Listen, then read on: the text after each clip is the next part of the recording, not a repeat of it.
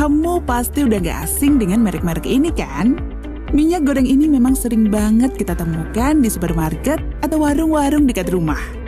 Dan biasa kita gunakan untuk goreng pisang, ubi, telur, ayam, sampai tumis-menumis. Iya, rasanya gak lengkap bagian dapur kalau nggak ada barang satu ini. Nah, tapi nih ya, ngomongin minyak goreng, kira-kira kamu tahu nggak gimana prosesnya minyak ini sampai dia ada ke tanganmu? Hari ini Mimin akan paparkan gimana proses pembuatan minyak goreng pabrikan. Let's check this out! Sebenarnya ada berbagai macam jenis minyak goreng. Ada yang terbuat dari buah zaitun, kelapa, kelapa sawit, kacang tanah, jagung, kedelai, bunga matahari, dan kanola. Secara umum dipasarkan dua macam minyak goreng, yaitu minyak goreng nabati dari tumbuhan dan minyak goreng dari hewan. Terdiri dari talau alias minyak dari lemak sapi dan laut minyak lemak babi. Tapi kalau produk minyak goreng di Indonesia sih kebanyakannya dari nabati. Dulu sih minyak goreng dibuat dari minyak kelapa. Dan generasi nenek kita banyak yang memproduksi sendiri minyak goreng dari buah kelapa dengan alat-alat yang sederhana. Tetapi sekarang minyak goreng sebagian besar bukan lagi diproduksi dari minyak kelapa, tetapi dari buah kelapa sawit dan sudah diproduksi dengan menggunakan teknologi modern. Nah, hal ini tuh juga nggak lepas sejak masuknya kelapa sawit di Indonesia tahun 1848 untuk percobaan. Setelah 4 tahun, buah sawit pun dinilai sangat menghasilkan dan menjanjikan ekonomi.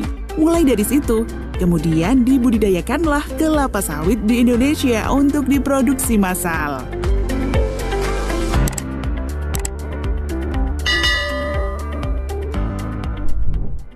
Saat ini Indonesia sendiri adalah negara yang dikenal sebagai produsen kelapa sawit terbesar di dunia.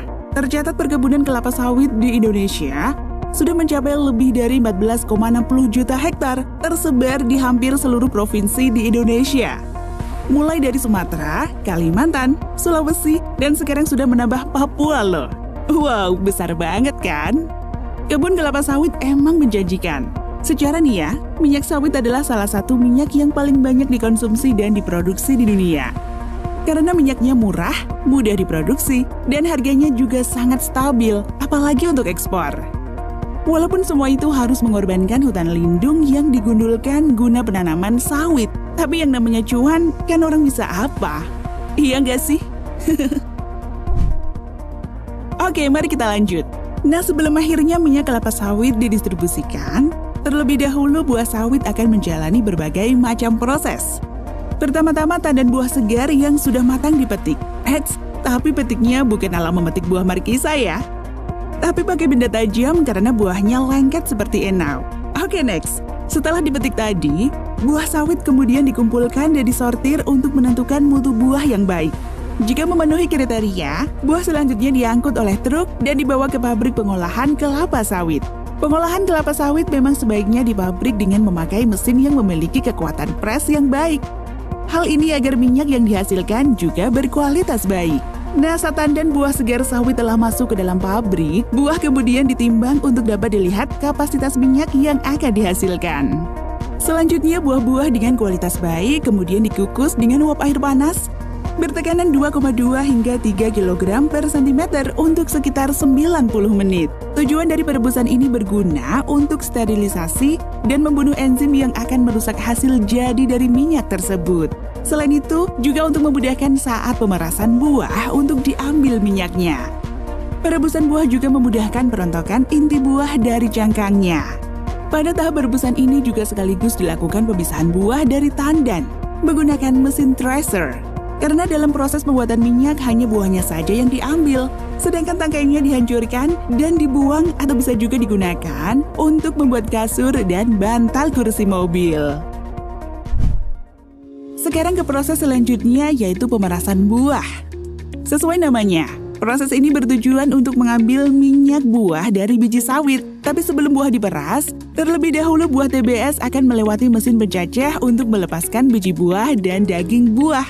Hal ini memakai tekanan uap bersuhu antara 80 hingga 90 derajat. Setelah buah telah terlepas dari bijinya, maka buah dimasukkan ke dalam mesin pengompres. Pada tahap ini membutuhkan tambahan panas sekitar 10 hingga 15% dari kapasitas mesin pengompres. Jadi seluruh proses pembuatan minyak ini dikerjakan oleh mesin yang memiliki suhu yang super tinggi. Jadi gak bisa tuh dilakukan secara manual menggunakan tenaga manusia untuk hasil yang maksimal. Nah, hasil akhir dari pengompresan ini akan menjadi minyak sawit mentah atau dikenal dengan CPO yang masih bercampur dengan daging buah atau ampas buah. Mari ke langkah selanjutnya nih. Minyak mentah kasar yang dihasilkan oleh mesin pengompres tadi akan disaring dengan memasukkannya ke dalam crude oil tank yang bertugas memisahkan ampas dan minyak. Ampas yang terkumpul pada saringan akan diolah lagi menggunakan mesin debris carper untuk mendapatkan kandungan minyak yang masih terdapat di dalamnya. Pada proses penyaringan minyak ini, kondisi minyak belum sepenuhnya dapat digunakan karena masih bercampur dengan air dari uap. Sehingga butuh proses lagi untuk filterisasi agar sesuai dengan kadar minyak yang dibutuhkan. Nah, minyak mentah selanjutnya akan dimasukkan ke dalam tangki penyimpanan untuk memisahkan minyak dari airnya. Minyak yang telah terpisah dengan air belum 100% bebas air, jadi masih membutuhkan proses pemurnian lagi. Nah, cara pemurnian minyaknya itu dilakukan pada mesin vacuum dryer. Iya, seperti namanya. Mesin tersebut berfungsi mengeringkan alias membuang kandungan air yang masih ada, hingga volume minyak minimal atau di bawah ambang batas. Minyak yang telah melewati vacuum dryer ini sudah dianggap sebagai minyak murni dan dimasukkan ke dalam oil storage tank untuk kemudian dibawa ke bagian pengemasan. Pemurnian minyak juga umumnya dilakukan 2 kali nih guys, agar hasil pemurniannya benar-benar maksimal dan minyak goreng yang dihasilkan lebih jernih. Minyak yang telah melalui tahap pemurnian selanjutnya akan dimasukkan ke dalam truk muatan untuk dibawa ke pabrik pembuatan minyak goreng kemasan. Tapi sebelum tahap pengemasan, minyak murni tadi biasanya akan dipisahkan menjadi 2 kategori, yaitu padat dan cair. Nah, kalau yang padat biasanya dibuat menjadi mentega, sedangkan yang cair untuk minyak goreng. Untuk proses pemisahan ini biasanya akan memakan waktu belasan jam. Semakin lama prosesnya, semakin bagus hasil minyaknya. Semua proses ini dikendalikan oleh mesin-mesin canggih. Dengan teknologi tinggi, para petugas cukup mengontrol jalannya produksi di depan komputer. Wih, canggih bener kan? Nah, setelah proses pemisahan yang padat dan cair, selanjutnya minyak goreng akan didiamkan hingga mencapai suhu ruang. Kalau udah, minyak goreng siap dikemas. Proses pengemasannya pun ada 2. Iya, ada yang menggunakan plastik dengan ukuran 1-2 liter, dan ada juga jerigen yang dapat menampung hingga 5 liter. Nah, kalau udah gitu, selanjutnya minyak kemasannya akan didistribusikan ke luar negeri. Ada juga yang supermarket dalam negeri, kios, warung kaki lima, dan hingga masuk ke dapur kita untuk digunakan berbagai macam hal. Nah, kalau kamu gimana? Apa yang biasa kamu lakukan dari olahan minyak sawit?